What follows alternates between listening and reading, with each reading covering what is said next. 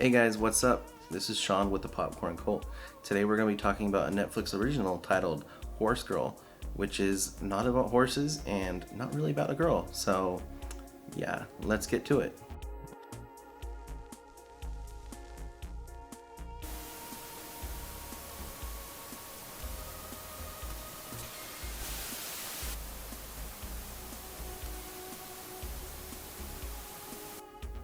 Alright, so Horse Girl is directed by Jeff Baena. He co-wrote the movie with Alison Brie. Alison Brie plays a character named Sarah. Sarah is a shy and awkward girl who doesn't have much of a social life. She goes to work at an arts and crafts store, visits her mom's grave, visits a horse she used to own, hangs out at home, does arts and crafts, watches a show on TV called Purgatory, which is much like the real show Supernatural, and that's about it. Unfortunately for her, her life is kind of tossed into chaos when she starts having these really surreal, really weird dreams. And these dreams start leaking into her real life, and she gets thrown into some very confusing scenarios and has trouble deciphering what's real and what's not. And that issue right there is the key component that drives the rest of the plot. So that obviously sounds weird, right? Well, that's okay. I like weird movies. I like a good movie that makes me scratch my head and wonder what the heck is going on. This movie started out like that. It was, but in a good way. Sarah's likable. She's it's kind of awkward to watch her, but you feel for her. You want her to do well. You want her to get good things. You want good things to happen to her. So by the time the dreams start happening, it's concerning. I was concerned for her, and I was really intrigued by what was happening to this poor lady, who went from a very simple life to a very complicated one very fast. Unfortunately, by the time the second act rolls around, things start to get a little iffy. Obviously, as the dreams get more crazy, so does her everyday life. Time and reality become more disjointed. She starts having issues with sleepwalking.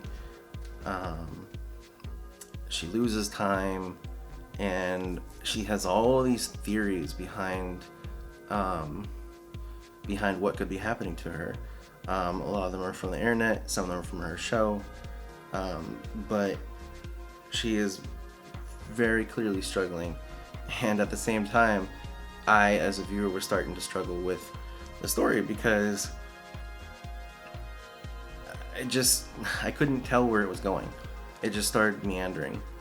By the time the third act rolled around, I honestly felt the whole thing was just a mess. It was kind of like a sequence of very surreal, very strange scenarios that were very loosely tied together, very loosely grounded with little short bits of dialogue and what I believe were reality. But I just don't feel like all these events and things get tied together well enough. I think there's a weakness in the writing behind this movie. I feel like when you're gonna do this kind of movie, you need to really nail down the surreal aspects of it and really explain how they tie into the plot, or at least hint at how they tie into the plot. But this movie is just kind of concerned with showing these weird things happening to her, but not really explaining them in any way, not really attaching them to Sarah in any way. And so it kind of feels like you're just watching a lot of sequences of her staring off in the distance like this.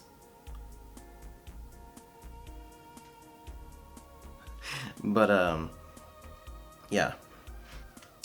Unfortunately, there isn't much else here to prop up the story. Cinematography is alright. It does what it's supposed to do. The colors aren't that exciting. They try to do a little bit of stuff with certain colors and symbolism, but it kind of just scratches the surface. It feels shallow. Alison Brie's acting is fine. She's very convincing in the role. Like I said, there is a lot of just her going like this, but she plays the role well, and the rest of the cast does an okay job. There's really nothing here to write home about, and I think that's my biggest gripe about this movie. I was really hoping that I was going to enjoy this movie. Like I said, I like weird movies, I like surreal movies, but this one just didn't do it for me. I feel like it started with potential, but it just didn't stick the landing.